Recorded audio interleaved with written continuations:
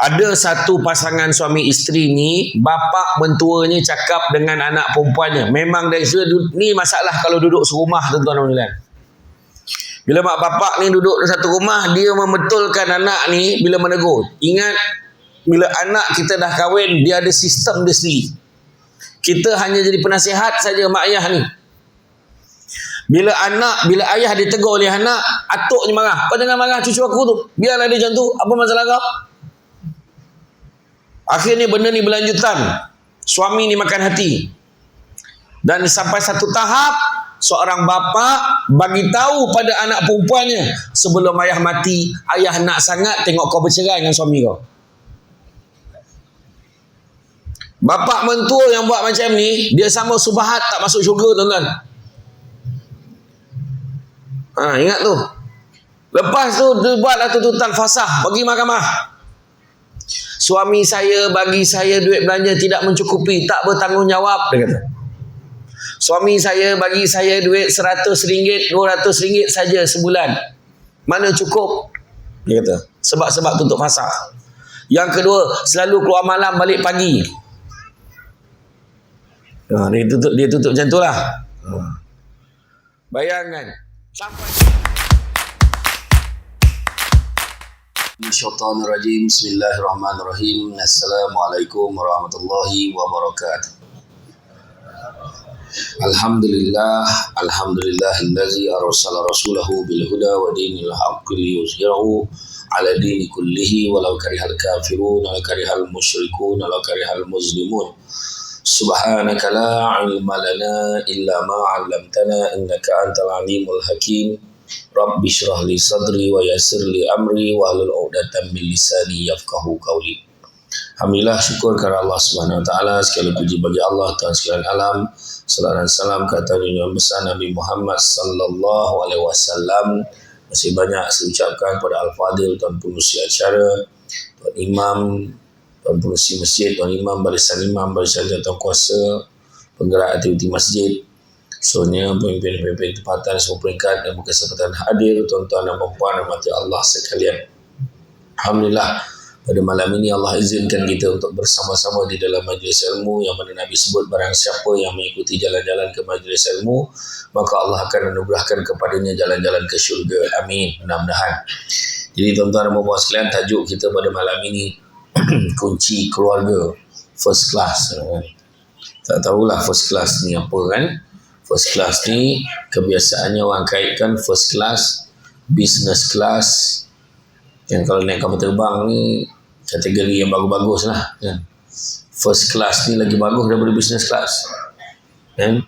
Dan kalau kita ambil degree pun, first class degree itu lagi bagus daripada second class degree.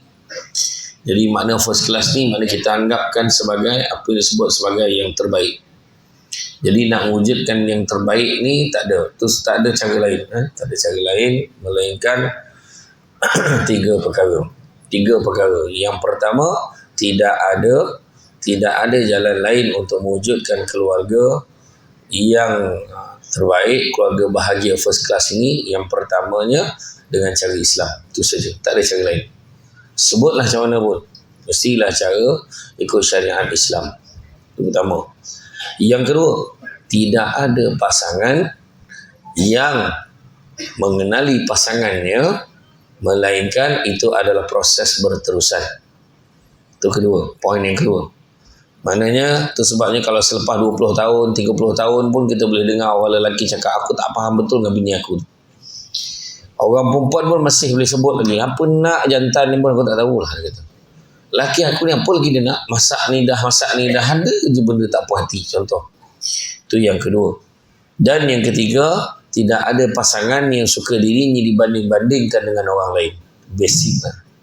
Basic 3 perkara yang selalu saya sharekan kat dalam ceramah saya lah. Tapi yang pertama tu ikut syariat Islam. Sebab apa juga, Islam ni adalah ad-din, the way of life, cara hidup. Itu sebabnya bila sebutkan tentang cara hidup, makna semua dah ada dalam Islam. Complete, syumul, menyeluruh. Semua ada. Daripada lahir sampai mati. Semua termasuklah dalam bab perkahwinan. Termasuklah dalam bab-bab kita bermuamalat, termasuklah bab kita dalam bermasyarakat, dalam bab perundangan dan sebagainya, semuanya lengkap dalam Islam. Tinggal lagi nak buat ke tak nak buat, itu tuan-tuan. Kan? Contohnya, kalau orang tanya macam mana nak kaya, macam mana kita nak murah rezeki, macam mana, dah ada formula Islam. Formula ekonomi Islam yang paling baik sekali adalah ZAKAT, zakat. Kalau semua orang keluar zakat, tak ada masalah. Orang yang miskin mesti boleh dibantu. Masalahnya orang Islam sendiri mempertikaikan zakat. Kan? Kadang-kadang ada orang Islam sendiri tak nak keluarkan zakat, walaupun hanya 2.5% sahaja, 2.5% sahaja, bukannya 25%. 2.5% sahaja daripada harta kekayaan kita dikeluarkan untuk zakat. Itu pun kita pertikaikan. Kita fikirkan banyak kita nak keluarkan daripada 1 juta atau 2.5%, nak dibandingkan dengan yang masih banyak ada dengan kita, kita fikirkan yang banyak kita keluarkan. Itu masalah kita. Yang banyak kita dapat, kita tak nak fikir. Macam tu lah. Kan? Bukan orang sini lah, orang tempat lain. Jadi macam tu lah juga. Kan? Dalam kehidupan kita berumah tangga ni, tanda mudah untuk mengesan wujudnya nilai kebahagiaan, wujudnya nilai kasih sayang adalah dengan terserlah sifat lebih banyak memberi berbanding menerima. Itu basic. Dalam rumah tangga, memberi lebih baik, lebih banyak daripada menerima itu adalah basic untuk bahagia. Berlumba-lumba memberi. Sebagai suami berlumba memberi kat isteri, isteri berlumba-lumba memberi kat suami, anak berlumba-lumba memberi dekat mak ayah berlumba-lumba memberi kat anak-anak. InsyaAllah, settle. Saling memberi. Itu sebab tabung banyak malam ni. Kan? Banyak berlumba-lumba tabung tu sendiri. Kan? Sebab apa? Lagi banyak tabung, lagi banyak basic nak bahagia. Lagi banyak bagi. Suami nak bagi. Suami nak bagi tu, suami nak bagi ni, suami. Yang isteri pula nak masak apa ni? Abang suka lauk apa ni? Abang yang balik lambat tau. Hari ni ada lauk istimewa. Lauk apa? Balik je lah. Siap dah. Ada je benda je nak bagi. Kadang suami datang, nah abang kopi lah. Ada kopi pula. Suami tak jangka pun petang tu ada kopok leko Terengganu. Contoh, bayangkan. Ini yang kadang orang perempuan ambil ringan ni. Sebenarnya, betul je ni. Suami kadang kita nampak benda tu kecil, kadang duduk kat rumah tu sebab suami suka duduk rumah. Ni jangan tak suka duduk rumah sebab apa pun tak ada. Kan? Baik melepak dengan member baru. Sana sedap berbisang. Belinya tidak, bawa balik tidak. Sebab apa dia makan kat sedap? Sebab bininya tak masak. Bila buat rumah bukan main lagi, dapur nak besar. Dapur dia nak lapang, oven, microwave, semua ada. Berapa kali kau masak tu lagi kat situ? Tanya balik. Daripada kadang kalau guna oven pun, guna microwave pun nak memanaskan makanan yang bungkus malam tadi beli kat kedai. Cek balik. Itu memberi, berlumba-lumba memberi daripada menerima. Tak ada siapa yang tak gembira menerima. Tetapi kalau dia nak banyak terima, dia kena banyak memberi. Nak kaya tapi modal tak nak keluar. Nak kaya sedekah tak nak, macam mana? Kan? Kita nak bagi siapa murahkan rezeki kita. Kita nak bagi siapa? Kita minta Allah murahkan rezeki kita. Tapi kita modal tak nak keluar. Sedekah tak nak, apa tak nak. Bila tengok korban ni, nantilah. Kan, hari korban kan. Nantilah, maka nak masuk bab kebahagiaan. Nantilah, belum ada rezeki lagi. Nyam. Satu bahagian pun tak dapat era. Contohlah kan. Cuba tanya orang, kenapa orang tu dekat satu kampung tu setiap tahun keluarga dia mesti masuk bahagian? Apa sebab? Sebab keluarga tu dah rasa nikmat ni bila masuk bahagian tu. Tu cerita dia. Siapa yang rasa duit yang tak cukup, cuba cek balik. Bila last kau sedekah ke dalam tabung masjid ni? Cuba cek balik. Kan? Banyak betul masalah kat rumah aku ni. Bila last kau sedekah bagi kat bini tu? Contoh kita dapat duit upah lah. Contoh duit upah tolong kawan buat wiring sikit kan. Dapatlah RM70. RM70 tu balik, ambil tangan isteri yang ambil RM70 dia abang buat wiring tadi. Kau tengok macam mana happy orang perempuan. Walaupun tu last kali dalam tempoh 30 tahun perkahwinan. Kau bayangkan dia punya happy lepas tu. Wah, macam tu. Ini sangat betul. Kawan-kawan, kadang-kadang ada suami ni perangai dia dengan kawan-kawan dia boleh belanja makan satu kedai dia boleh belanja, tapi bini dia satu kali pun tak pernah. Tolong ni orang yang tak kenal semua belanja, tapi saudara mara tak pernah belanja. Kadang-kadang Kan, bukan orang sini. Saya tahu orang sini semua diajak ni tempat lain. Zimbabwe dan Burkina Faso. Kan? Macam tu juga orang perempuan. Kan? Jadi tahu suami ni Zab, apa dia perbuatan memberi. Perbuatan memberi tak semestinya bagi barang. Orang perempuan tak semestinya bagi barang, tapi apa dia? Belayan pada suami. Tu dia. Sian abang penat ya bang terus tarik kaki dia. Zrap buh minyak. Wah, tanya. Tengok. Kaki. Kan kat ujung kaki tu. Ni syurga saya ni. Seorang isteri tu cakap. Nampak?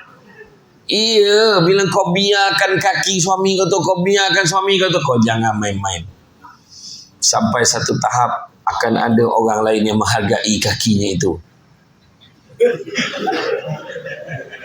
Ini cakap betul. Contoh. Betul. Kan? Contohnya itulah. Ataupun masak. Benda simple je. Kan? Ataupun tiba-tiba lah petang tu ada kerang rebus. Ya Allahu Akbar. Sekarang jangan beli kerang lambak yang dekat pasar raya tu. Macam ngunyah getah. Kan? Iya benda. Kadang-kadang kita fikir benda susah-susah. Kan? Yang lelaki ni nak simple lah. Kadang buat ikut bang air bujang aja bang. Air bujang nampak bagi macam mana bang minum bang. Ya Allah contoh tahu je bang dah lama tak minum kopi O. Ni air kosong je saja ya nak lakukan. Bismillahirrahmanirrahim. Bahagia suami tu. Iya. Suami balik sayang. Ni ada apa tu bang? Ni kebetulan abang nampak lawa pula brooch tu. Kan saya pakai tudung yang apa tu kan. Ni brooch ni tak tahulah kalau tak cantik. Mana boleh tak cantik. Dah abang beli tu cantik lah tu bang. Makasih tau bang. Abang jangan belilah tau. Jangan beli lagi dah kau brooch ni. Dan pula dah banyak sangat lah. Kan? Sesusah abang aja. Tapi dia hargai. Contohlah. Ya. Hakim Hiram radhiyallahu anhu meriwayatkan Nabi Muhammad sallallahu alaihi wasallam bersabda, tangan di atas lebih baik daripada tangan di bawah, maka mulailah untuk orang menjadi tanggunganmu, dan sedekah paling baik adalah daripada orang yang sudah cukup untuk keperluan dirinya, maka sesiapa berusaha memelihara dirinya, Allah SWT akan memeliharanya, dan siapa berusaha mencukupkan dirinya, maka Allah akan mencukupkannya. Hadis riwayat Bukhari. Maknanya dalam ayat tu, mulailah untuk orang yang menjadi tanggunganmu. Tangan memberi lebih baik pada menerima. Mulakan dengan tanggunganmu. Siapa tanggungan kita? Isteri, anak-anak. Kan? Dan sedekah paling baik adalah daripada orang yang sudah cukup untuk keperluan dirinya. Itu sebabnya orang perempuan jangan pertikaikan. Baru-baru ni ada satu kes mahkamah. Orang perempuan tu filekan ke mahkamah. Ada satu pasangan suami isteri ni, bapa mentuanya cakap dengan anak perempuannya. Memang dari situ, ni masalah kalau duduk serumah tuan-tuan dan puan. Bila mak bapak ni duduk di satu rumah, dia membetulkan anak ni bila menegur. Ingat, bila anak kita dah kahwin, dia ada sistem dia sendiri. Kita hanya jadi penasihat saja mak ayah ni. Bila ayah ditegur oleh anak, atuknya marah. Kau jangan marah cucu aku tu. Biarlah dia macam tu. Apa masalah kau? Akhirnya benda ni berlanjutan. Suami ni makan hati. Dan sampai satu tahap, seorang bapa bagi tahu pada anak perempuannya, sebelum ayah mati, ayah nak sangat tengok kau bercerai dengan suami kau. Bapa mentua yang buat macam ni, dia sama subahat tak masuk syurga tuan-tuan. Ingat tu. Lepas tu dia buatlah tuntutan fasah bagi mahkamah. Suami saya bagi saya duit belanja tidak mencukupi, tak bertanggungjawab, dia kata. Suami saya bagi saya duit RM100, RM200 saja sebulan. Mana cukup? Dia kata. Sebab-sebab tuntut fasah. Yang kedua, selalu keluar malam balik pagi. Dia tutup macam tu lah.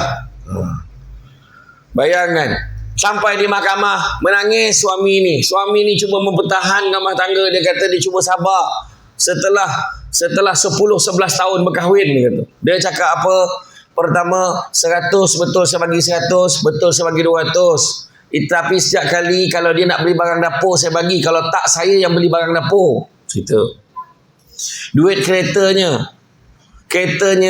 saya tak nak sebut jenama dia, sebab jenama tu tak taja camah kita malam ni. Duit keretanya RM700 sebulan pun bayar. RM700 kereta tu nama isterinya. Tolak gaji suami, suami pergi kerja naik motosikal, tapi sanggup tolak gaji untuk kereta isteri. Bayangan. Kemudian apa lagi? Duit rumah, loan rumah bulan-bulan, tolak gaji suami. So apa masalah yang kau tuntut ni? Makan hasutan bapak ni, bapak mentua ni, bapak dia.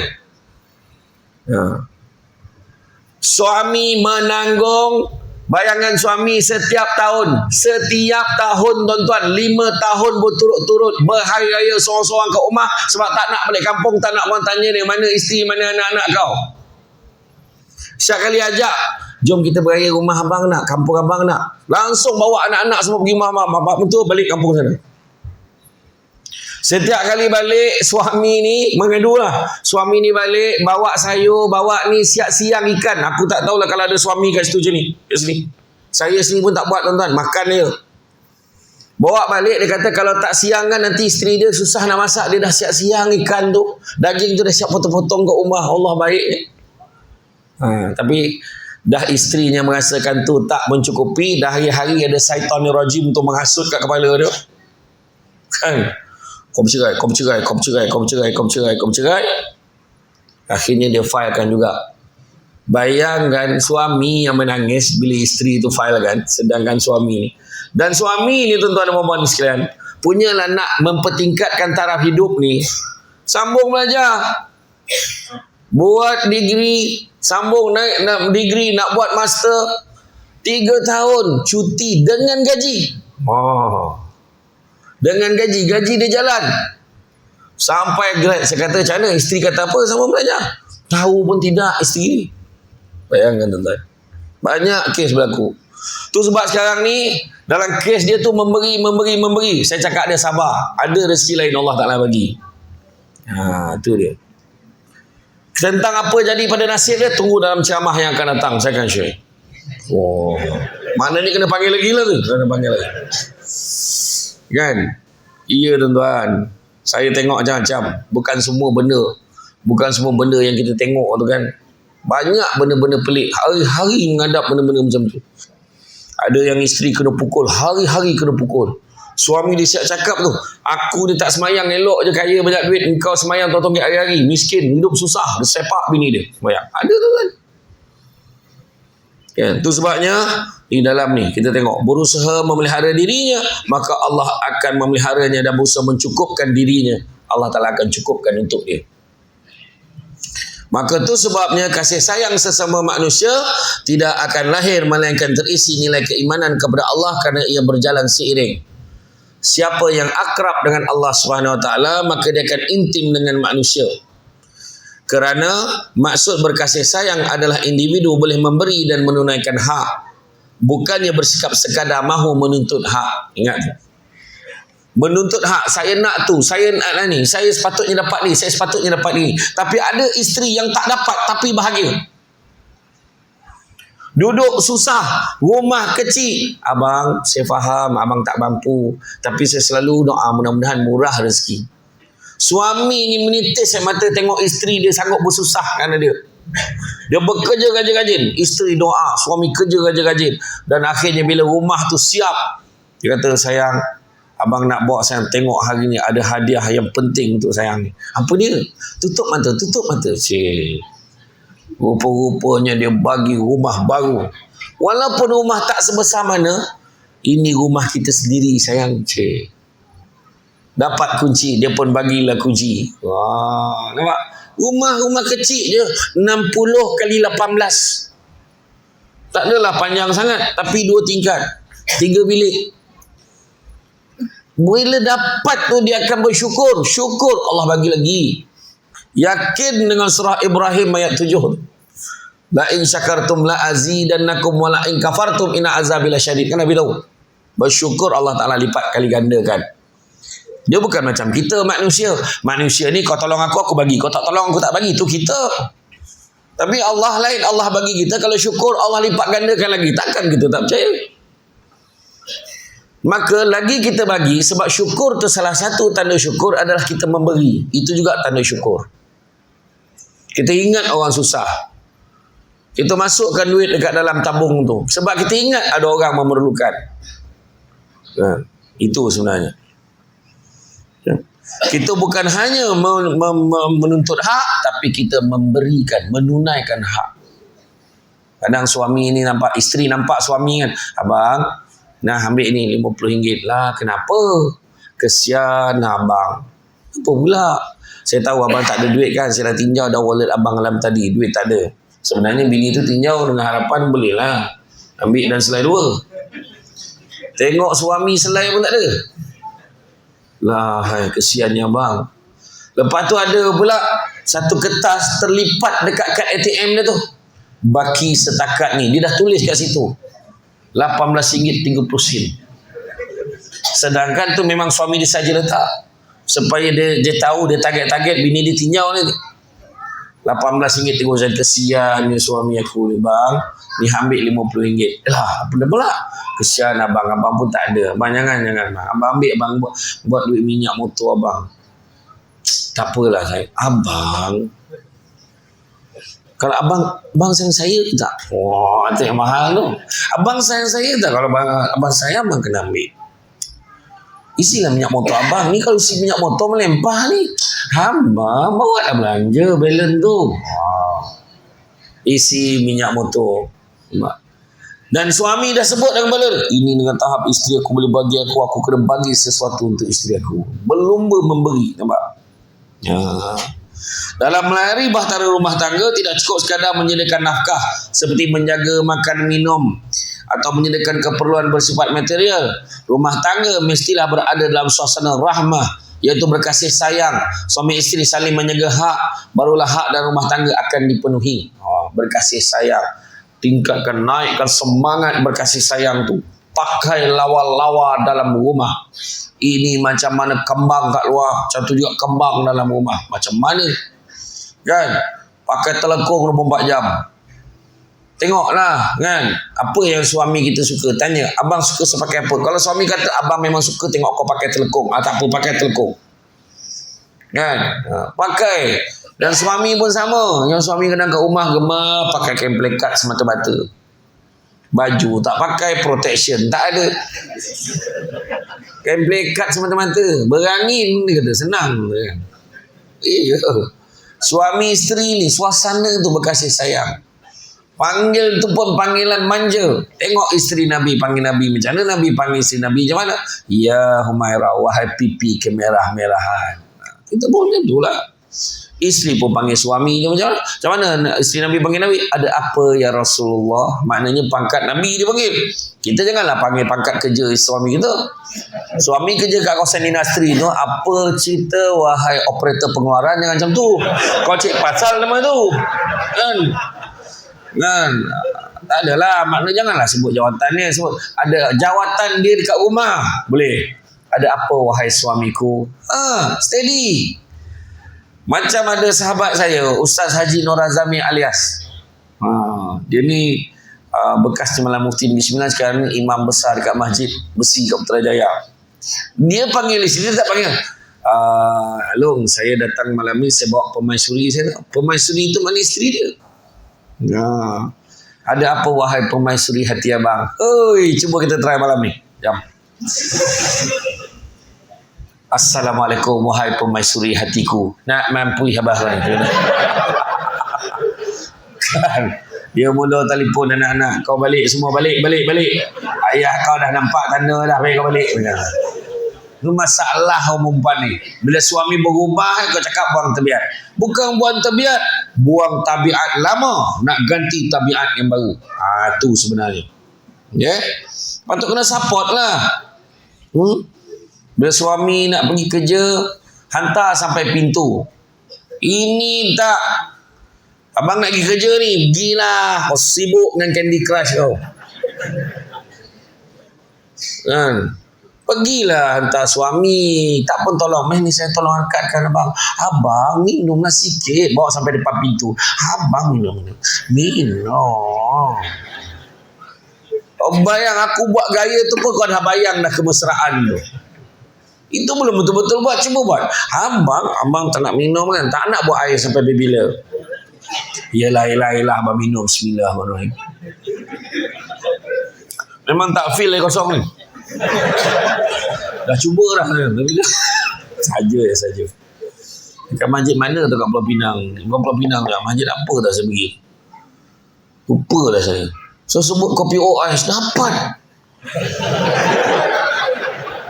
Tapi saya tak sebut lah. Ni contoh je. Kan? Jadi makna kata, kalau kita tengok, maknanya memberi tu. Sekali lagi, memberi ni adalah poin yang paling besar sekali. Kan? Contohnya, isteri perlu ada sifat ketaatan dan kesetiaan pada suami. Jangan ada orang ketiga dalam rumah tangga, termasuk membawa masuk orang tidak disukai suami ke rumah mahupun bercakap hal pribadi di media sosial. Jangan. Media sosial hati-hati, kena kontrol.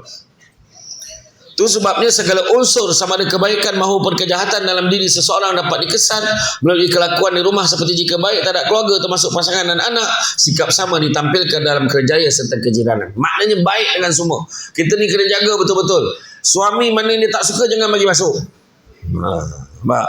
Orang perempuan minta izin. Seperti mana kalau kita tengok dalam khutbah terakhir Nabi kata apa? Seperti mana apabila telah telah menyempurnakan hak kamu, maka kamu jangan sekali-kali membenarkan orang-orang yang tidak suami kamu sukai masuk ke dalam rumah kamu. Maknanya orang nak masuk rumah pun minta izin, kita nak keluar rumah pun minta izin orang perempuan. Ya. Ini tidak. Suami keluar ya, gang. Line clear.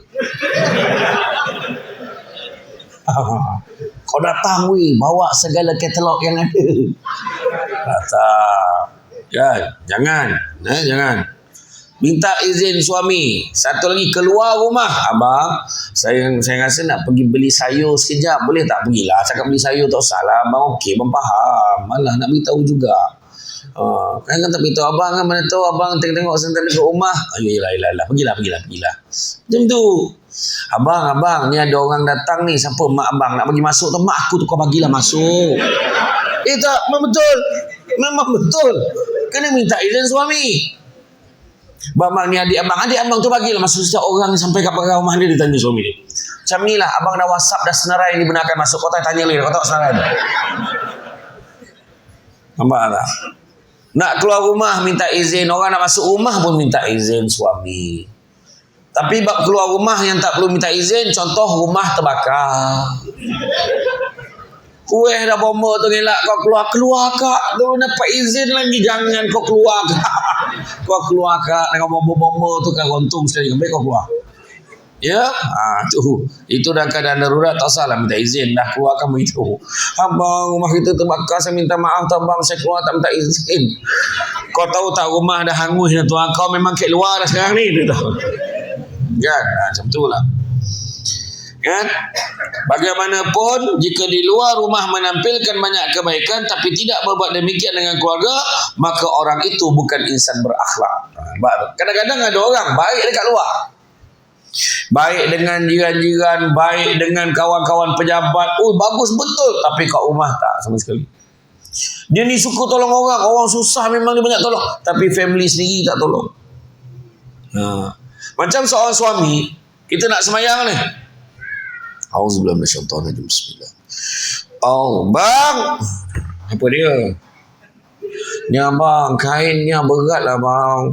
Boleh tak bang nak bawa abang tolong angkat sampai ke depan, nak sidai kain. Tengah panas ni. Kejap lagi tak boleh ke abang semayang dulu? Boleh? Alah, sekejap je. Seorang suami, pergilah tolong sekejap.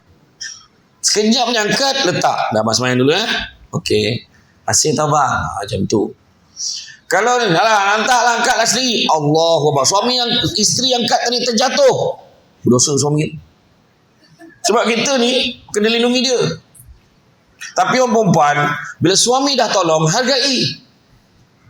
Abang ni berat lah bang. Yelah.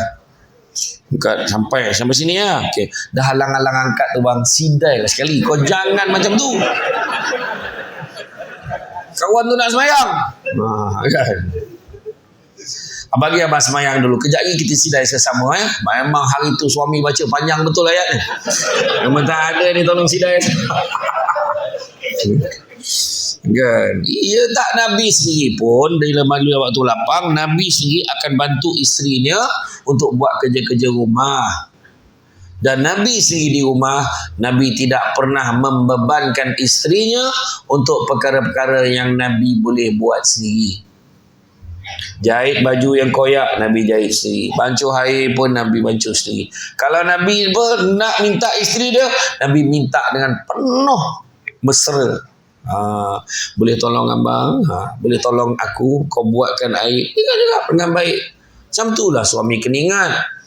Tanggungjawab orang perempuan di rumah hanya dua sahaja. Melayan suami dan melahirkan anak. That's all. I repeat. Orang perempuan salin tak ni? Tanggungjawab orang perempuan di rumah hanya dua saja. Iaitu melayan suami dan melahirkan anak. Itu sahaja. Selain daripada itu, semua tugas suami. Basuh kain, sidai kain, lipek baju, komeh rumah, santal bilik air, membesarkan anak, tengok anak buat homework, masak, beli barang dapur. Semua tugas suami.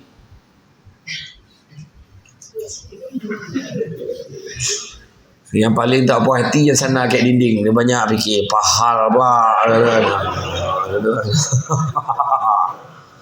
Balik kau perempuan ni, bang, perasan tak yang sudah buat cerita tadi yang pasal tu, tanggungjawab perempuan tu apa bang? Dua je kan, apa dia? Abang time tu, abang terlelap tu tak perasan dengan aku. Tetapi kebanyakan wanita sebagai suri rumah, dia dengan penuh rela hati menanggung tugas suami. Buat kerja-kerja ini untuk suami. Dan orang perempuan buat lebih baik daripada suami, maka orang lelaki kena hargai perempuan ni.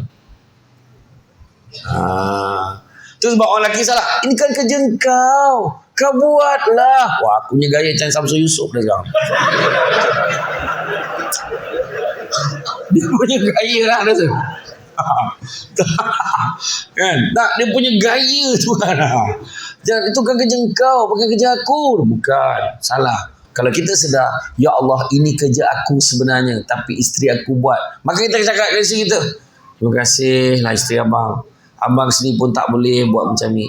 Terima kasihlah kemas rumah ni. Terima kasih ya Allah, lipat kain semalam berterabur, hari ni dah bersih. Sampai pukul 3 pagi tau.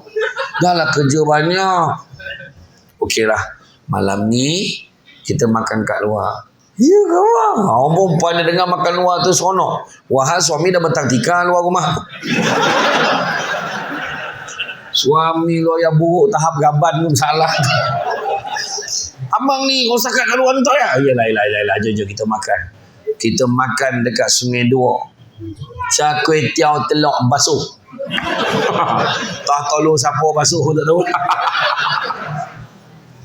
Saya semenjak tengok char kway teow telok dibasuh tu, saya pergi kedai mamak tu, saya try lah. Mamak, ni telur basuh tak? Sudah, sebagi tu sudah mandi 2 kali. Naik goli pula kan. Salah faham pula mamak ni tu. Payah betul lah kan. Tak boleh tuan-tuan, bahasa tu kat sini je boleh pakai, kat sana tak boleh. Dia salah faham lah tuan-tuan, dia salah faham. Jadi akhlak baik maknanya bukan hanya dekat luar rumah, dalam rumah pun dia baik. Kan? Kalau dalam rumah baik, dekat luar tak apa baik, itu jarang jumpa lah. Jarang, mungkin ada lah 1-2, tapi ramai orang kat luar, dia kawan-kawan, dia tak berkira, dia tolong sana tolong sini, tapi kat rumah berkira semua. Kan? Sanggup berhabis kadang-kadang untuk orang lain. Akhlak baik umpama pohon berakar dan berbuah dengan akar bagi akhlak ialah akidah, manakala pohonnya adalah ibadah. Maka apabila suami melakukan kesalahan dengan mudah akan meminta maaf sekaligus petanda wujud kelembutan melahirkan kasih sayang. Suami jangan ego. Buat salah minta maaf. Orang lelaki memang saya yakin. Saya tengok muka orang lelaki dalam masjid ni memang sangat lembut lah saya tengok. Dia mudah minta maaf. Tetapi orang lelaki ni satu je perangai dia. Dia kalau dah minta maaf, itu dah. Jangan panjang-panjangkan lagi. Aku dah minta maaf, cukup. Itu orang lelaki. Faham perempuan? Dia tak suka panjang-panjang cerita. Abang minta maaf. Walaupun bukan salah dia, abang minta maaf atas apa yang abang lakukan. Okey? Orang perempuan. Tapi orang perempuan, dia minta maaf. Saya minta maaf abang, tapi abang tahu kan kenapa saya buat ni. Dia nak explain juga lagi tu. Mustahak pada dia. Tu kita dengar je lah. Dengarlah orang perempuan ni. Kan? Kemudian antara tanda keluarga hidup dengan pengisahan akhlak adalah wujudnya ulfah, yakni kelembutan dalam diri. Kelembutan dalam diri. Kita berlemah lembut, kita bertolak ansur. Rasulullah SAW bersabda, sesungguhnya jika Allah menghendaki kebaikan bagi sebuah keluarga, maka Allah akan memasukkan kelembutan kepada mereka. Hadis riwayat Ahmad. Berlemah lembut, bukannya semua keadaan kita nak keras. Anak tak semayang, kita tak marah. Kan? Benda-benda lain pula kita marah. Kan? Contohnya lah. Jika wujud kelompongan dan kekosongan dalam rumah tangga, suami isteri perlu melihat semula bagaimana ibadah kepada Allah, seperti apakah solat sudah dilaksanakan dengan baik dan sempurna. Jika didapati tiada masalah dalam ibadah, cuba nilai pula aspek akidah. Apakah ada persoalan akidah berhubung iman maupun keyakinan yang belum selesai dalam rumah tangga. Kita cek balik. Antara yang menyebabkan konflik rumah tangga yang terdapat diselesaikan adalah dibelenggu dengan sindrom penafian. Ada yang mengelak daripada masalah dengan menyifatkan hubungan rumah tangga dalam keadaan baik dan terkawal, sedangkan apa yang terjadi cuma hal perkara-perkara yang banyak yang masalah tu dianggap sebagai remeh, sedangkan masalah itu ada. Itu sebabnya tuan-tuan dan puan-puan sekalian, rumah tangga ni merupakan satu bentuk organisasi. Sebab kalau kita kata institusi keluarga, apa maksud institusi? Struktur mekanisme yang menjalinkan kerjasama antara fungsi di antara ahli-ahli organisasi. Kalau saya ulang balik, belum tentu sama bunyinya. Saya ulang balik. Institusi keluarga maksudnya struktur mekanisme yang menjalinkan kerjasama di antara fungsi di antara ahli-ahli organisasi. Maknanya setiap ahli dalam organisasi keluarga itu kena function, barulah namanya institusi keluarga. Kalau ada yang tak function, dia tak nama institusi keluarga, dia nama keluarga saja. Jadi semua kena mainkan peranan. 5 kunci untuk bahagia dalam keluarga. Pertama, kunci rumah. Kedua, kunci pejabat.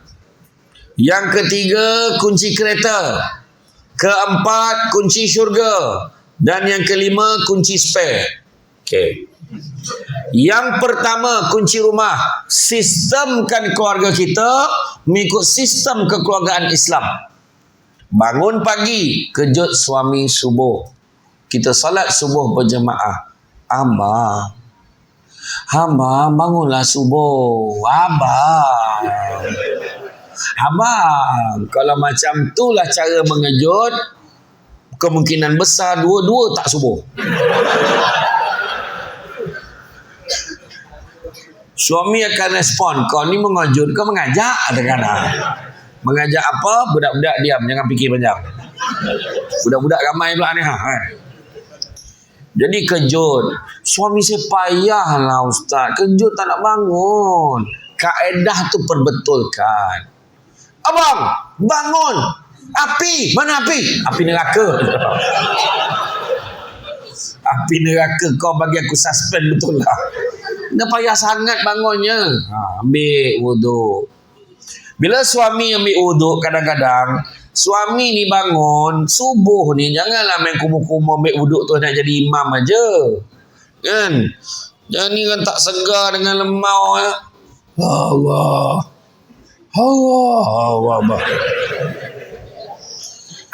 Bismillahirrahmanirrahim. Alhamdulillah. Itu senyap.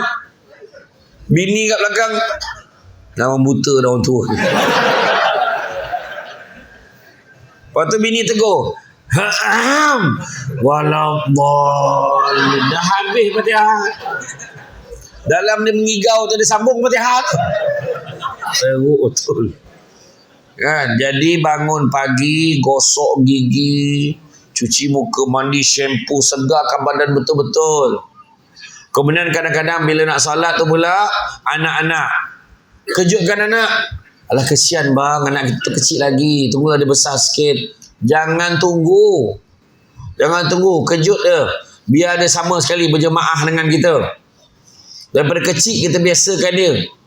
Mana tahu dalam tempoh tak berapa tahun kita pergi dulu, kita meninggalkan dunia. Kita dah masuk dalam kubur.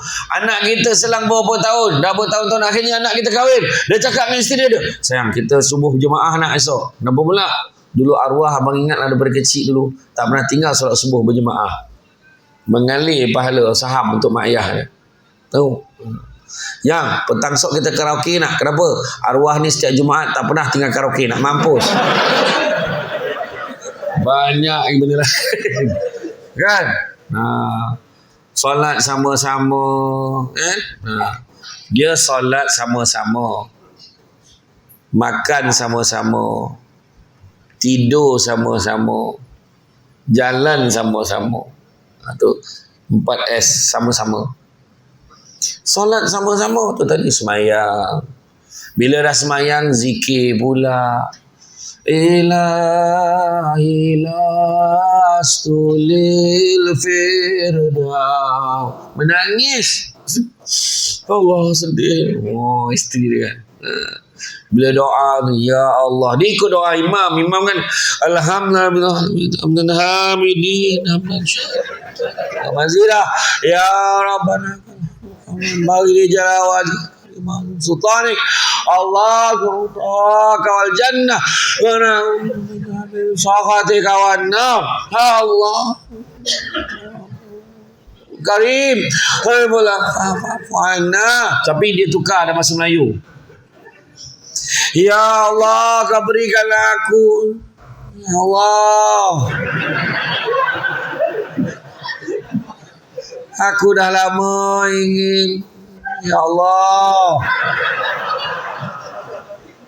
Permudahkanlah urusanku untuk. Lagi ya Allah. Isteri kat belakang, amin, amin. Amin ya Allah, amin ya Rahman, amin ya Rahim. Makbul. Perempuan sebagai makmum ada hak tu. Mana tak apa dengar tu. Ya Allah berikan. Wah, yang belakang kuat sikit. Sebenarnya orang lelaki ni nak tegur isteri dalam doa pun boleh. Kadang-kadang tegur depan-depan kita tak berani. Bukan kita takut bini menakutkan. Jadi kita boleh tegur dalam doa. Ya Allah. Di isteri belakang ni. Kau bukakanlah hati isteriku ya Allah. Isteri kat belakang ni pahat. Sesungguhnya dia ni seorang yang degil ya Allah. Isteri punya dia pun sama. Nyaut kawan tu. Orang perempuan ni kan kira dia melawan penceramah tu lawan dia. Kan? Solat sama-sama, tidur sama-sama. Ingat tidur sama-sama. Ramai orang mati tengah tidur ni. Biar dia mati dalam dekapan kita. Faham perempuan? Menurut kajian antara suami dan isteri, suami mati dulu. Dekat Malaysia ni majoriti kes suami mati dulu. Seorang perempuan baik-baik dengan suami. Ini suami tiba-tiba masuk bilik, pergi tidur luar, menjemak je. Dah makin tua dia makin manja orang perempuan. Tidur sama-sama. Faham? Dan bila tidur dekat atas katil ni, ingat, orang perempuan jangan membelakangkan suami. Jangan hadap muka suami. Tengok muka dia sampai terlelap. Kalau dah terlelap, kita pusing, tu tak apa. Orang lelaki jangan tunggu perempuan lelap pula. Dia lelap dia pusing. Dah haka. Bukan macam tu. Faham? Duduk menghadap suami. Melainkan permintaan khas daripada suami. Kau tolonglah pusing. Aku tak boleh tidur nak muka kau. Badak sajuk bertopok-topok. Rambut kambang. Macam mana kawan tu nak tidur? Baru nak lelam tu la ilaha illallah. Aku ingat lembaga mana lah depan aku ni. Pusinglah. Itu pusing. Ya. Satu lagi, bila tidur sama-sama, kalau lelaki ada hajat, selesaikan. Banyak kes saya tengok. Ada orang mengadu kan, orang lelaki kalau nak tu macam minta sedekah.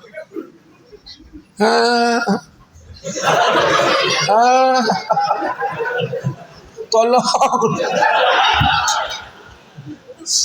Iya, tengok ramai gelak tu, betul tu. Orang perempuan pula rasa suka hati aku lah. Jangan orang perempuan. Betul. Kadang lelaki tu siap buat permohonan tu. Ada dengan segala hormatnya, saya merujuk kepada perkara tersebut di atas. Saya memohon agar proses program bersamamu pada malam ini dilangsungkan mulai jam 9 atau sebelum pukul 12 malam. Besarlah harapannya sekiranya pihak tuan dapat memberikan kelulusan segera untuk permohonan ini. Jika tidak, kita bimbang akan berlaku masalah di masa-masa akan datang. Jawapan segera pihak puan sangat dihargai. Yang benar, suamimu. Kau tahu dia minat apa di situ? Akan dipertimbangkan. Wajar. Jawablah, lulus. Macam tu. Iya, kalau kita mengecewakan suami di tempat tidur, tuan-tuan dan puan-puan sekalian, malaikat akan melaknat isteri itu sampai ke pagi. Kalau tak boleh sangat, memang dah tak larat sangat atau ada masalah, cakap baik-baik. Abang, sorry tu abang. Bang, signal dah sampai. Bang, penat sangat. Kalau abang apa-apakan saya malam ni, takut saya meninggal lah. Cakap macam tu. Contohlah, cakap baik-baik. Dia cakap betul ni. Dan kalau boleh, orang perempuan jangan tunggu suami minta. Jangan tunggu. Orang perempuan, abang malam ni yang balik lambat tau. Biar bagi signal yang suami faham. Suami pun kalau nak tu jangan cakap direct, kan anak-anak dengar. Sayang, jom kita jangan. Anak astaghfirullahalazim, anak dengar. Bagi kod rahsia. Bagi kod MOS. Contoh, sayang, apa dia?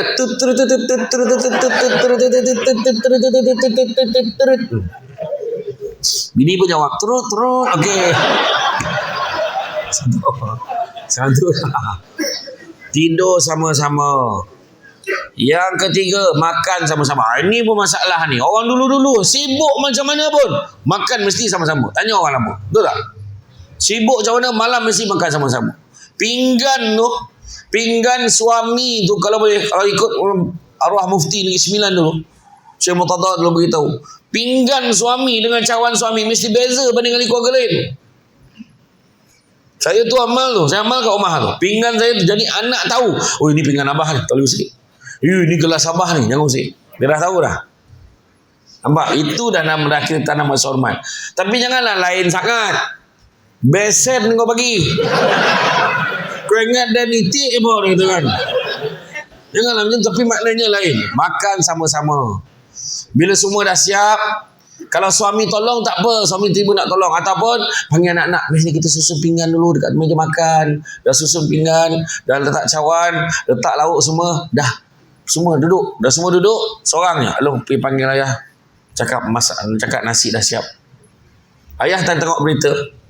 Ya, nasi dah siap dah.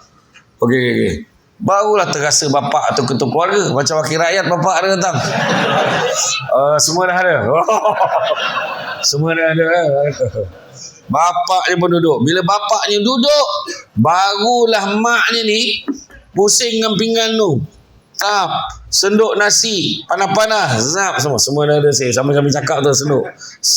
Lepas tu barulah makan. Along, baca doa along. Abah huzur ke ni? Bergurau pula bapak. Nampak? Iya, benda ni nilai-nilai ni bergurau dengan mesranya. Alamu baca.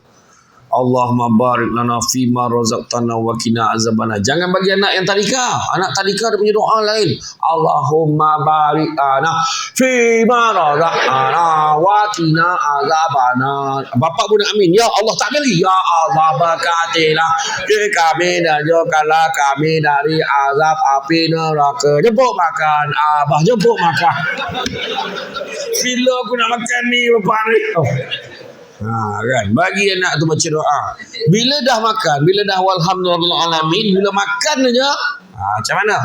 Bila makan aja pula kadang-kadang ramai tak perasan. Contoh anak kata, nak ayam tu, kita cubit ayam ni, kita letak dalam pinggan anak kita, dapat pahala sedekah lagi besar daripada kita bagi makan dekat orang lain. Ingat tu. Jangan memberi pada tanggunganmu dulu. Bagi pada isteri. Isteri pula, abang tolong hulurkan sayur tu. Pap, ambil, letak dalam pinggan. Ataupun suapkan terus, ambil sesudu. Sayang. Abang, anak-anak tengok. Biarlah anak-anak tengok. Sayangkan isteri abang. Buka-buka mulut. Buka. Yelah. Dia pun buka. Bila dia buka, dia suap dia yang anak tu. Uyuh. Anak tak pernah tengok. Kau tak pernah buat, kau kena cuba buat. Awak tak? Makan sama-sama. Iya. Orang perempuan saya nak tanya, boleh tak makan dulu sebelum suami makan? Boleh tak? Orang perempuan boleh ke tak makan dulu sebelum suami makan? Boleh. Kenapa tak tunggu suami? Dah lapar. Kau boleh faham tak kenapa dia cepat berat naik dah badan? Lapar, makan dulu. Kalau boleh tunggulah suami makan sama-sama. Lainlah dalam keadaan tak tahulah ustaz, saya dah puas nanggung lapar ustaz. Kenapa? Suami saya kursus seminggu, kau agak-agak lah. Kalau kursus seminggu biarlah. Dia pergi kursus, janganlah kau tunggu. Makan sama-sama dalam keadaan hari normal biasalah. Dan kemudian jalan sama-sama. Kadang-kadang ini pun jadi masalah. Berjalan-jalan. Kadang-kadang jalan tu tak payah jauh pun. Kan? Daripada simpang 4 pergi simpang 5. Kan? Naik motor.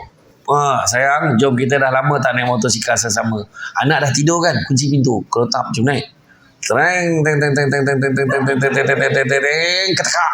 Dia satu. Bawa kan. Sambil tu dia. Jika engkau minta intan permata, tak mungkin ku mampu. Sambil nyanyi tu. Tap. Tayak bocor. Dah sampai kat Pekan, tayak bocor. Ada mula dia makan, kau lah ni borek benar badan kau ni. Manalah. Turun. Menolak lah kawan tu ikut. Mula pakai helmet. Tuntau. Sudah ni kawan tu dah buka helmet. Dah tengah malam. Lepas tu dah sampai satu simpang. Dah sampai dekat rumah. Dah buka tudung dah. Dah kombang dah rambut. Ikut suami tolak tu depan ni. Tak. Kedai memang tutup. Jiran di sebelah rumah tu nampak tinjau ke tingkap. Tutup tingkap. Besok tu jiran cakap, malam tadi aku nampak kau tolak motor. Betul. Tayar bocor. Kau jaga-jaga. Kenapa? Aku tengok ada lembaga ikut kau malam tadi. Tu bukan lembaga, tu bini aku. Kawan. Kan? Tu dia. Lain kali cek angin dulu. Tu dia. Ya. Yang pertama, sistem kan ikut sistem Islam. Solat. Kan? Mungkin kita buat. Okey, besok hari Isnin. Siapa nak puasa sunat dengan abah? Siapa yang dapat puasa sunat dengan abah, kita buka puasa sesama. Yang lain tak boleh. Sebab yang lain tak puasa.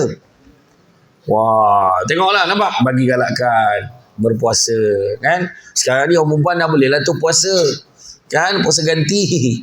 Dah bulan 1, tak lama lagi dah nak puasa balik. Ya Allah, kejapnya masa. Kan? Okey, yang pertama, sistem kan ikut sistem Islam. pertama. Yang kedua, saya kata kunci pejabat. Apa maksud kunci pejabat? Maksud kunci pejabat, carilah rezeki yang halal.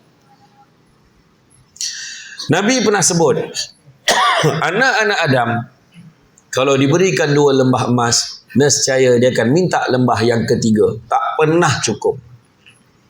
Tapi Nabi juga sebut, carilah rezeki yang halal, kerana sesungguhnya yang halal itu cukup buat kamu. Cari rezeki yang halal.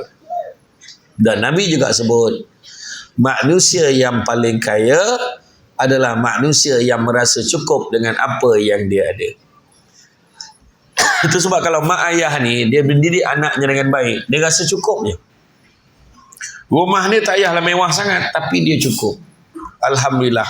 Akhirnya bila anak dah besar, dah berjaya, dididik dengan baik, anak-anak setiap bulan bank in duit, bagi duit belanja, bagi itu, bagi ini. Akhirnya itulah kekayaan yang sebenar. Bukannya duit banyak mesti berjuta-juta, tapi cukup tu besar. Boleh nak pergi minum, boleh nak pergi tengok kuliah, pergi join kuliah duha. Mak kita boleh berjalan pergi ke sana kemari. Nampak tak? Contohnya lah, ini adalah antara yang kita kena kejar. Jangan sibuk mengejar kaya, tapi kejarlah bahagia. Kerana satu hari nanti kita akan sedar, bukan semua perkara boleh dinilai dengan harganya. Ada orang bila dia kejar kaya ni, masalahnya apa? Sikit rasa tak cukup, banyak rasa tak puas. Umpama meminum selautan air, tetapi tidak pernah hilang dahaganya. Biarlah kita sikit tapi cukup, banyak boleh kongsi. Faham orang perempuan? Sikit cukup, banyak boleh kongsi. Orang perempuan, faham tak? Saya tanya orang perempuan, faham ke tidak? Tak, dia ada beza faham dengan setuju. Saya tanya dulu, faham ke tak faham? Setuju tak? Tak, itu salah tak? Makna dia faham lah. Saya maksudkan tu, kongsi yang disebutkan dalam ini, sikit cukup, banyak boleh kongsi. Maksudnya apa yang kita ada dikongsikan. Mungkin sedekah, bantu orang yang susah daripada kita. Itu maksud dia. Ingat, rules dia yang pertama sekali dalam ceramah semalam ini saya sebut, memberi itu memberi lebih banyak daripada kita menerima. InsyaAllah bahagia hidup kita. Bagi, insyaAllah kita akan bahagia. Belum pernah lagi orang yang bagi banyak dia tak bahagia. Sebaliknya kadang-kadang orang yang terima banyak sangat pun kadang-kadang belum tentu dia bahagia. Anak-anak kalau kita bagi tanpa dia rasa susah, ada masanya kita merosakkan dia. Ya. Banyak berlaku di kampung-kampung. Saya beberapa hari lepas saya ada ceramah dekat satu sekolah, terkejut saya tengok motosikalnya. Saya ingat motosikal cikgu, motosikal student. Budak form 5 tu bawa macam tu punya berkilat dan mahal motosikal tu. Saya kata, jangan main-main Ustaz, ni motosikal budak ni. Iya ke? Terkejut saya tengok. Itu sebab berpada-pada. Kita sayangkan anak ni berpada-pada. Diajarkan oleh Saidina Umar, kalau kita nak didik anak ni 3 peringkat. 7 tahun pertama layan anak seperti raja. Apa dia nak kita bagi. Layan anak seperti raja, kata Saidina Umar. Apa nak bagi? Jangan risau. Kedai Iko Mat, kedai RM2 punya. Apa dia nak bagi? Tetapi selepas 7 tahun, masuk 7 tahun kedua, layan anak seperti hamba. Mula bagi tugas dekat dia. Mula bagi kerja dekat dia. Kalau ayahnya meniaga, ikut ayahnya meniaga. Kalau maknya pergi ke kebun, bawa pergi ke kebun. Kalau dekat rumah, bantu dia bawa kerja-kerja rumah. Bantu. Tolong. Dan selepas 14 tahun, layanlah anak seperti sahabat. Masalah kita sekarang, melayan anak seperti raja, sampailah umur dia dah 14 tahun, akhirnya baru kita nak memperbetulkannya sudah terlambat. Ada sebab diajarnya sedemikian. Ingat tu. Sistem kan kita ni, kalau kita tengok dari segi mencari rezeki ni, kita tengok yang kedua, cari rezeki yang halal, termasuklah didik anak-anak kita ni. Betul-betul. Kan kadang-kadang anak kita bagi kemewahan, kita bagi segala-galanya, maka jadilah anakku Sazali. Tu anakku Sazali, bapa memanjakan Sazali kan. Jadi hati-hati walaupun kita mampu, ya, walaupun kita mampu. Itu yang kedua. Yang ketiga, bila saya sebut tentang kunci kereta, hala tuju pemanduan keluarga kita. Kemana hala tujunya? Hala tujunya adalah ke arah yang diredai oleh Allah Subhanahu Wa Taala. Contoh anak kita, pendidikan dia macam mana? Kita nak dia belajar ke tak? Kalau dia nak belajar kat mana? Belajar macam mana? Sistem dia belajar, tuition dia, apa semua kita kena uruskan. Bayangkan pernah satu ketika seorang lelaki membawa anaknya kepada Sayyidina Umar. Dia pesan pada dia, beritahu Umar, wahai Umar, tolong nasihatkan anak aku ni derhaka. Maka Sayyidina Umar pun nasihatkan dia, jangan derhaka, boleh masuk neraka, begini. Kemudian budak tu bersuara, wahai Umar, wahai Amirul Mukminin, aku nak tanya engkau, adakah dalam keadaan tertentu bapa juga boleh derhaka kepada anak? Maka jawab Sayyidina Umar, ada ketiga keadaan bapa itu derhaka kepada anak. Apa keadaannya? Yang pertama, kegagalan seorang bapa memberi nama yang baik untuk anak-anak. Bapa itu seorang bapa yang derhaka. Bagi nama yang elok-elok. Kan? Syamsul. Matahari, jangan. Syamsul Amri, ketua segala matahari, jangan. Apa lagi? Letaklah nama Muhammad, nama Nabi. Letaklah nama baik.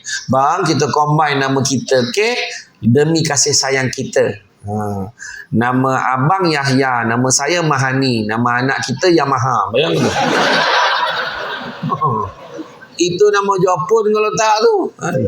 Maznah Daud, Mazda budak tu. Tak. Budak tu ya, kalau macam tu bapa aku derhaka kerana dia bagi nama aku ni. Apa kata dia bagi nama dalam bahasa Arab, bila diterjemah dalam bahasa Melayu maksudnya kumbang hitam. Aku dah diejek oleh kawan-kawan aku. Derhaka bapaknya tu. Kedua, kegagalan seorang ayah menyediakan ibu yang baik untuk anak-anak. Maksudnya ayahnya nak kahwinlah perempuan yang baik supaya dapat didik anak-anaknya dengan baik. Aku tak tahu pun siapa ibu aku sampai sekarang, kata budak tu. Kalau macam dengan itu, bapa kau derhaka. Dan yang ketiga, kegagalan seorang ayah mendidik anak-anak dengan ilmu Al-Quran. Sebab pada ketika itu silibusnya Al-Quran sahaja. Hari ini masuk sekolah tu pun salah satu tanggungjawab yang wajib mak ayah, pastikan anak pergi belajar, menuntut ilmu. Cantik taluk pantainya landai, tambak perahu tepi kuala, biarlah buruk kain yang dipakai, asalkan penuh ilmu di dada. Cantik dipandang rumah penghulu, kayu terukir dari papan, alang-alang menuntut ilmu, sebutir pasir kembangkanlah menjadi intan. Suruh anak-anak kita belajar. Bak kata Imam Syafi'i, barang siapa yang tidak mahu belajar, adik-adik ingat, siapa yang tak nak belajar, dah besar besok bersedia untuk menahan perit ni dipanggil bodoh oleh orang lain. Ingat tu. Ada satu kata-kata pujangga, kekayaan yang paling besar adalah akal. Kebodohan, bukan, kemiskinan yang paling besar adalah bodoh. Keburukan yang paling buruk adalah terpesona pada diri sendiri. Dan semulia-mulia perbuatan adalah akhlak yang baik. Saya ulang balik. Kekayaan yang paling besar adalah akal. Kemiskinan yang paling besar adalah bodoh. Keburukan yang paling buruk adalah terpesona pada diri sendiri, syok sendiri. Dan semulia-mulia perbuatan adalah akhlak yang baik. Ingat. Jadi belajar. Jadi selain daripada ilmu Al-Quran, pastikan anak-anak kita mendapat sewajarnya, secukupnya pendidikan di sekolah. At least sekolah dia pergi belajar. Tentang dia nak sambung pengajian tu, kita jangan push sangat. Tengok apa bidang yang dia minat, suruhlah dia sambung demi untuk masa depan dia. Itu dia. Kemudian selepas kata hala tuju ni, nak tengok juga hala tuju apa. Kalau keluarga tu berhibur je susah lah. Saya bercadang nak membawa keluarga saya menjadi keluarga yang berbahagia di dunia dan di akhirat. Seawal umur 7 tahun anak saya dah hantar dia masuk pertandingan bintang kecil. Kan tak kena. Lepas dengan menyanyi pula kau bagi anak kau masuk, apa hal? Nampak tak? Jadi janganlah hala tuju tu. Kereta ni arah ke mana? Tu sebab bila analogi kereta yang saya bagi tadi, kunci kereta, suami bawa, isteri duduk sebelah. Tengok kalau hala tuju tu salah simpang. Abang salah simpang ni. Kita nak ke arah yang diredai Allah. Kenapa ikut jalan ni? Contoh. Sama-sama perbetulkan. Yang keempat saya sebut kunci syurga. Nak masuk syurga ada satu tiket saja. Apakah jenis tiket yang kita kena dapatkan? Rahmat Allah. Nak dapat rahmat Allah tak ada cara lain. Beribadahlah sebanyak-banyaknya. Sebab kena ibadah banyak-banyak. Dan bukan hanya ibadah banyak-banyak, ibadah kita mestilah betul dan sempurna. Itu sebab 4 ciri-ciri kesempurnaan ibadah. Yang pertama, mesti dengan ilmu. Satu keluarga kena belajar. Tak tahu belajar dengan guru. Suami yang dah tahu belajar. Itu sebabnya tadi, ingat tak kes yang saya sebut tadi, yang pasal suami isteri tadi, yang mana ayahnya suruh anaknya bercerai. Dia ni tuan-tuan dan puan sekalian, dia pergi ke masjid, dia pergi semayang berjemaah, lepas semayang jemaah memang dia balik. Dia tak pernah dengar kuliah ilmu. Itu sebab dia dengan sewenang-wenangnya merosakkan rumah tangga anak-anak dia. Ni saya cerita ni sebab pengalaman ni saya nampak sendiri. Kan? Ni mudah-mudahan kita jangan jadi macam tu. Mak ayah jadi penasihat saja. Jangan jadi punah sihat. 20% kata. Kan? Jangan. Hati-hati. Begitu juga kalau kita tengok dalam bab ini, dalam bab kesempurnaan ibadah tadi, pertama ilmu. Mesti belajar betul-betul. Jangan main ikut-ikut aja ibadah ni. Yang kedua, mestilah apa? Mesti ikhlas. Yang ketiga, mesti ada perubahan pada tindak tanduk dan perangai. Mesti ada perubahan. Ini semayang nombor ekor laju juga. Semayang mengumpat laju aja. Hati-hati. Yang keempatnya, mestilah dimulakan dengan niat. Inna ma'amalu bin niat. Kan? Satu amal perbuatan itu bermula dengan niat. Saya boleh huraikan tu. Maknanya untuk huraian kesempurnaan ibadah tu dalam satu lagi ceramah. Makna dah 3 ceramah kena panggil ni. Okey? Itu yang kunci yang keempat. Saya dah bagi tadi kunci rumah, kunci pejabat, kunci kereta, kunci syurga. Dan yang kelima, saya sebutkan sebagai kunci spare. Apa maksud kunci spare? Suami ada kunci, isteri ada kunci, anak pun ada kunci. Kunci spare masing-masing. Maka sila mainkan peranan masing-masing. Suami kena main peranan sebagai ketua keluarga. Isteri kena main peranan sebagai orang yang mewakili suami di dalam rumah tangga. Kalau suami keluar bekerja, isteri take charge. Isteri yang akan kontrol dekat dalam rumah. Pastikan anak tu ikut sistem. Pastikan anak itu patuh pada ayah dia. Apa pesanan ayah dia tu sekali diingatkan. Nampak tak? Tu sebabnya jangan pula kadang-kadang berlaku yang masalah tu kadang-kadang dalam rumah tangga. Bila ayah marah anak, mak backing. Awak jangan nak lebih-lebih lah, macam awak tu baik sangat. Kesian budak ni. Jangan. Kalau betul nak berbetulkan apa yang suami marah, tolong jaga air muka suami. Dah sudah sekarang baru beritahu, abang ni marah anak macam ya je. Abang pun sambung ni. Abang bukan apa nak didik anak. Iyalah. Abang tahu tak anak tu kenapa jadi macam tu? Sebab ikut abang lah. Cuba abang dulu tunjuk teladan yang baik. InsyaAllah anak kita tu boleh ikut. Abang suruh anak semayang. Abang period semayang. Akan dah kena. Nampak tak? Jadi makna kata teladan itu yang mustahaknya. Kan? Itu sebabnya kalau kita tengok seorang ahli falsafah tu, dia kata dia nak mengubah satu dunia. Waktu dia kecil, dia kata waktu aku kecil aku ingin mengubah seluruh dunia. Tapi bila aku dewasa baru aku perasan besar betul dunia ni. Biarlah aku ubah negara aku. Akhirnya bila aku tua baru aku sedar yang negara ni pun besar juga. Akhirnya biarlah sebagai langkah terdesak aku, biarlah aku ubah keluarga aku. Akhirnya ketika aku berada di kamar kematian, aku hampir mati, barulah aku sedar tidak ada seorang pun ahli keluargaku yang boleh aku ubah. Dan aku sedar buat pertama kalinya, alangkah baiknya kalau aku dapat mengubah diri aku sendiri terlebih dahulu. Kerana dengan mengubah diri aku sendiri, mungkin aku boleh menjadi contoh yang baik, dapat mempengaruhi ahli keluarga menjadi baik. Keluarga yang baik dapat mengubah masyarakat menjadi baik. Masyarakat yang baik dapat mengubah negeri, negara, dan tak mustahil dapat mengubah seluruh dunia bermula dengan diri sendiri. Itu sebabnya tuan-tuan dan puan-puan sekalian, bukan boleh kita ni bertindak sendirian. Hidup kita ni kita tak boleh hidup seorang-seorang. Macam saya pesan tadi, jangan sibuk nak kerja kaya. Kenapa saya tak bagi kerja kaya, tuan-tuan? Sebab kaya ini tak pernah selesai. Tak ada dia punya garisan penentu kaya itu berapa baru kaya. Pada setengah orang 10,000 tu dah cukup kaya. Ada setengah orang 1,000 tu alhamdulillah 1,000. Dengan tahap hidup dia duduk dekat kawasan yang semua serba-serbi dah ada. Dia duduk dekat rumah tu, barang-barang kawasan tu pun murah, 1,000 tu dah cukup mewah dah pada dia. Tapi pada orang-orang tertentu 10 juta pun dia rasa susah lagi.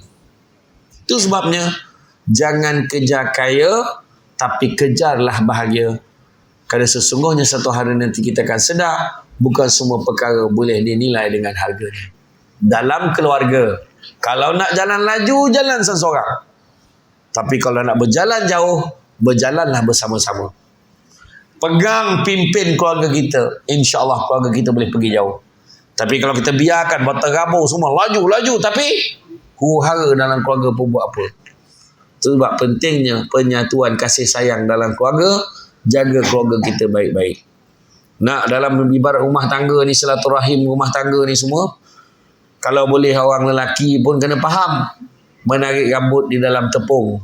Tepung apa? Tepung tak berterabur, rambut pun tak putus. Itu sebabnya hati-hati dalam apa juga yang kita nak buat. Orang perempuan ibarat tulang yang bengkok, kata ulama terdahulu. Perempuan ibarat tulang yang bengkok, lelaki ibarat tulang yang lurus. Sampai bila pun lelaki takkan mampu meluruskan kebengkokan perempuan itu.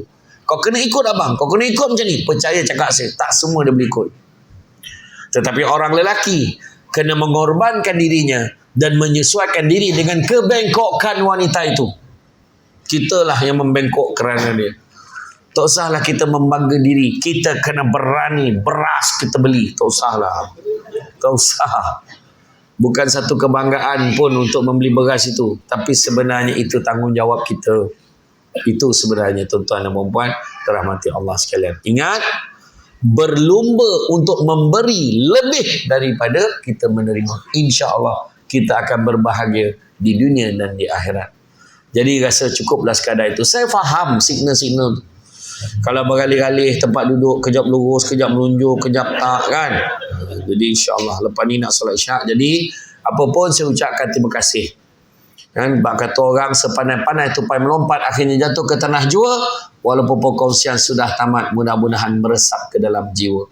Budak-budak membawa galah nak menjolok buah berangan. Kalau ada silap dan salah, dikata tidak, dicaci jangan. Tenang-tenang air di laut, sampan kelok mudik ke Tanjung, hati terkenang mulut menyebut, jasa baik pihak masjid menjemput, rasa nak junjung.